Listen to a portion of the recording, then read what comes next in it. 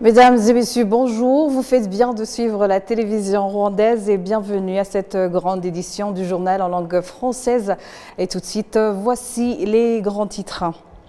Après une formation à l'école militaire de Gako, plus de 650 officiers ont été intégrés officiellement au sein des forces rwandaises de défense lors d'une cérémonie présidée ce lundi par le chef de l'État, Paul Kagame. Alors que le Rwanda commémore pour la 30e fois le génocide perpétré contre les Tutsis en 1994, ceux qui suivent de près les procès du génocide hors du Rwanda se félicitent de la tenue de ces procès. Nous y reviendrons.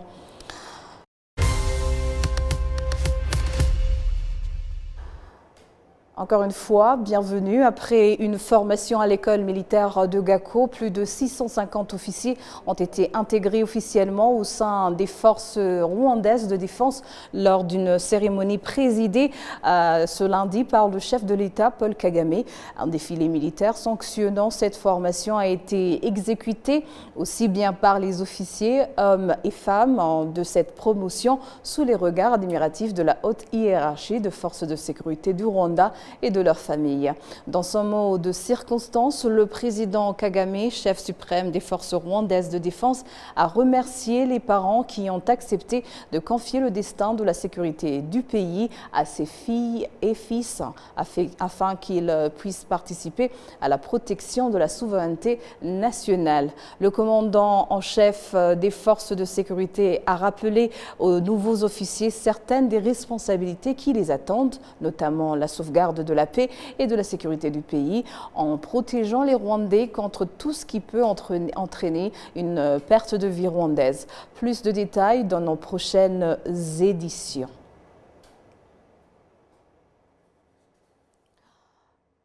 Au moment où le Rwanda continue d'honorer la mémoire de plus d'1 million de vies innocentes tuées pendant le génocide perpétré contre les Tutsis en 1994, revenons sur les massacres qui ont eu lieu en date du 15 avril 1994. Les détails avec Charlène Foura.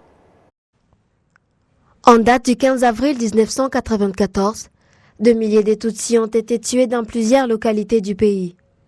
2 miliciens Interahamwe tuèrent tous les Tutsis qui s'étaient réfugiés dans le bâtiment de la cour d'appel des Ruhengeri.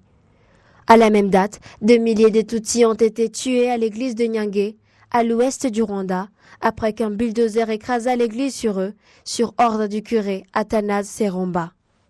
De nombreux Tutsis ont été massacrés à l'église de Ruhanga, dans l'ancienne préfecture de Kigali rurale.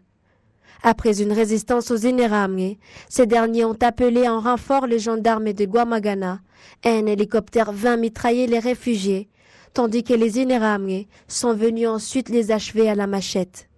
La date du 15 avril 1994 a été en deuil aussi par les massacres des Tutsis à l'église de Ntarama, à l'est du pays.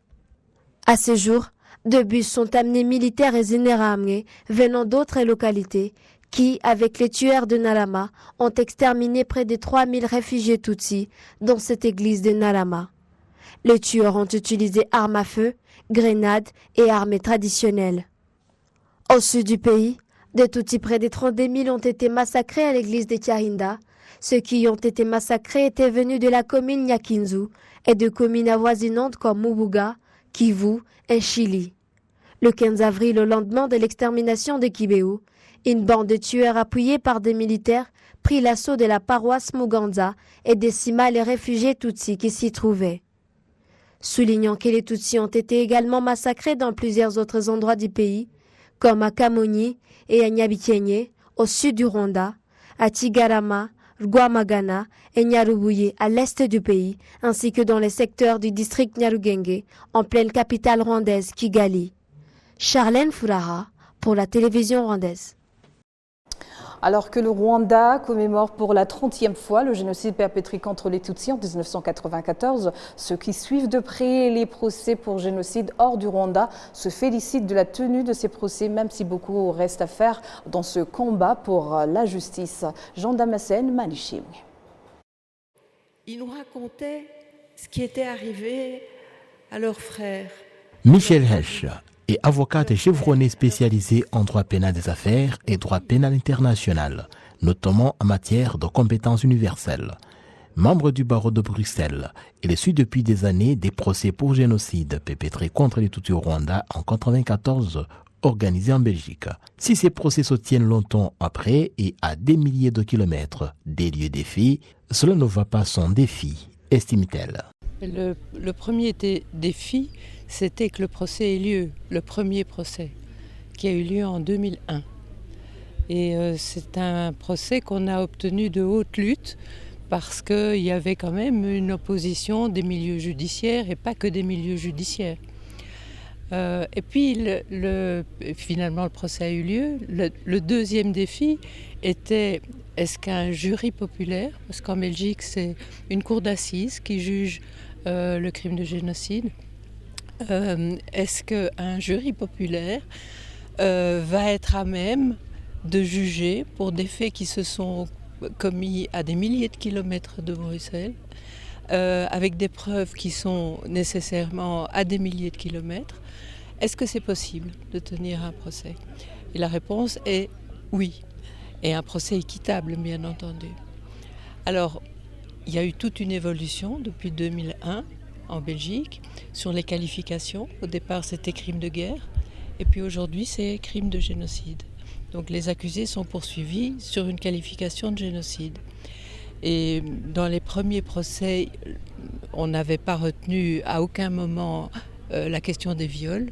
Et maintenant on retient, quand c'est évidemment d'application, la qualification de viol. Et donc dans le dernier procès qui vient de se tenir à Bruxelles durant 2 mois et qui s'est terminé en décembre 2023, un des accusés était poursuivi pour viol de masse et il a été condamné sur base du témoignage de victimes de viol qui avaient fait le chemin pour venir comparaître et témoigner devant le jury des viols qu'elles avaient subis. Ce sentiment est partagé par Éric Gillet, avocat qui a réalisé plusieurs enquêtes sur les violations des droits de la personne au Rwanda et qui fut l'avocat de nombreuses parties civiles au cours des procès à la cour d'assises de Bruxelles contre les suspects du génocide des Tutsis au Rwanda. Les défis actuels, c'est évidemment le temps qui passe. Les accusés deviennent plus vieux, mais aussi les témoins, les survivants, mais aussi les avocats, les experts, ceux qui connaissent, qui ont vécu même la situation rwandaise de l'époque, qui deviennent plus vieux et voire qui disparaissent.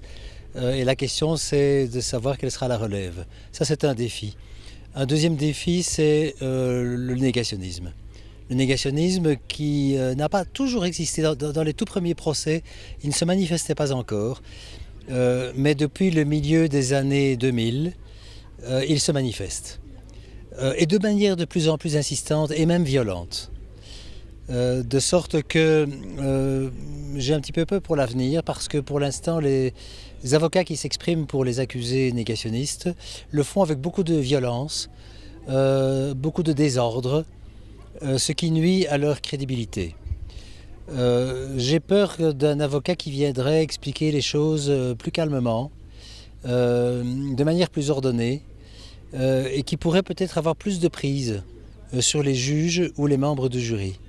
Donc ça, c'est une inquiétude pour l'avenir, outre que bien entendu ce négationnisme tend les relations entre les Rwandais, parce qu'on pourrait espérer que la justice apaise les relations par le fait qu'elle permet de faire la part des choses. On constate au contraire que les accusés nient de plus en plus leurs responsabilités, nient même la légitimité des tribunaux pour les juger, en prétendant que ces tribunaux sont au service du régime actuel du Rwanda, de M. Kagame, du FPR, etc. Ce qui est un sujet de préoccupation tout de même. Malgré ces défis, la tenue de ces procès en France et en Belgique et les couvertures médiatiques sur le sol européen aura permis de mieux faire connaître l'histoire des génocides des Tutsis au Rwanda sur le plan international, estiment les 2 avocats. Je pense qu'un procès et la médiatisation d'un procès, le rôle que jouent les journalistes par rapport à un procès, il y a une question didactique et de mémoire pour éviter que ça se reproduise effectivement. Et je pense que les victimes témoins qui témoignent dans les procès ont parfois cette volonté dans leur témoignage de transmission de ce qui s'est passé pour les générations futures, mais aussi pour la population du monde. Paradoxalement, ces procès, aussi bien les procès en Belgique qu'en France ou devant le tribunal pénal international, et même d'ailleurs au Rwanda, ont permis de créer des précédents, ont permis de bien reconnaître de manière judiciaire et donc de manière incontestable qu'un génocide a eu lieu et quelles ont été les modalités de préparation et d'exécution de ce génocide. Donc c'est tout un matériau, ce sont des archives qui se constituent au fil du temps.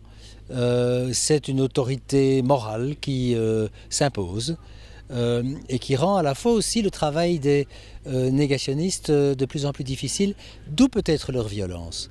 Voilà, donc on est dans ces réalités un peu paradoxales, mais le travail de la justice a été évidemment tout à fait fondamental. Alors il était fondamental aussi pour permettre aux victimes de se reconstruire, hein, parce qu'elles sont devenues actrices. Grâce à la justice, elles ne sont pas seulement victimes, elles peuvent sortir de leur posture ou leur position défensive, elles deviennent actrices. Or, il n'y a rien de tel que de devenir acteur de son destin pour se reconstruire. CNR Ruvugiro Emmanuel, journaliste passionné pour des questions juridiques au Rwanda, est d'avis que même si 30 ans après le génocide des Tutsis, le bilan de la justice internationale semble mitigé, il y a de quoi se féliciter tout de même. Ce que notre pays a fait est questionnable, mais au regard des jurisprudences, par exemple, avant le TPR, le viol était considéré comme un petit rien, là, juste quelque chose qui se passe quand il y a des conflits, mais il n'avait pas encore été jugé et condamné comme un crime contre l'humanité. Bon, qu'est-ce qui s'est passé? Dernièrement, avec les procès du docteur Sostène Munyemana en France, avec le procès je crois bien, de Neretse en Belgique, je crois, le viol a été tenu en considération comme dans l'acte d'accusation. Alors qu'avant, les gens passaient dessus, hein, les victimes venaient, les témoins venaient, ils mentionnaient cela et ça passait inaperçu. Autrement dit, ça ne revenait pas dans les conclusions, ça ne revenait pas dans le verdict. Sans minimiser la contribution de la communauté internationale dans la poursuite des suspects génocidaires, l'Association des rescapés du génocide Ibuka en sigle souhaite qu'il y ait un geste supplémentaire à l'égard des rescapés en particulier. La justice a été rendue aux victimes et aux survivants du génocide commis contre les Tutsis, mais chaque fois, il y a une question de réparation qui a été mise à côté, notamment par le tribunal international pour le Rwanda. Et de notre côté, comme représentant des survivants, nous pensons que c'est une question qui doit revenir sur la table pour être discutée. Bien sûr, il y a beaucoup d'autres complexités qu'il faut bien analyser. De notre côté, je crois que ça ne serait pas des réparations qui seraient octroyées à des individus, mais plutôt qu'il y ait une solidarité internationale, trouver des fonds pour combattre ce problème de négationnisme qui prolifère un peu partout dans le monde, pour soutenir les associations de survivants du génocide qui travaillent sur les moyens de bord, mais même pour l'entretien des lieux comme les sites du génocide et des mémoriaux, qui doivent être vus comme des endroits d'échange entre citoyens pour la reconstruction du pays, mais aussi pour l'humanité tout entière. 30 ans après le génocide des Tutsis, la France et la Belgique sont les deux pays européens à avoir organisé 6 procès des Rwandais soupçonnés d'avoir joué un rôle dans le génocide commis contre les Tutsis au Rwanda en 1994, avec notamment en Belgique celui d'Emmanuel Mundouimier qui a débuté le 8 avril courant à la cour d'assises de Bruxelles. Jean Tamaseni Manishimwe pour la télévision rwandaise.